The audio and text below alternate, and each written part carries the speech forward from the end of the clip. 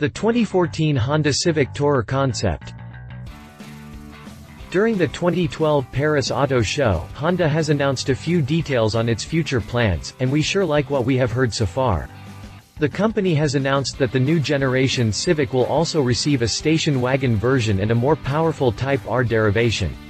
As proof of this statement, they have also unveiled a teaser image of the wagon model.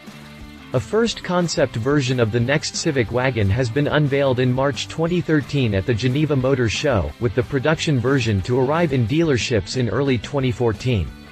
The upcoming wagon will look pretty much identical to the sedan version, except, of course, for a swooping roofline, bulging wheel arches, a roof rack, and its capability to accommodate more luggage. The car will be built on the same platform and will be offered with the same engine lineup as the sedan, but we will also see a new 1.6 i-DTEC engine. A hybrid version could also be a possibility. Update: the 7th of March 13, Honda has unveiled new images and video for the new Civic Tourer concept unveiled at the 2013 Geneva Motor Show.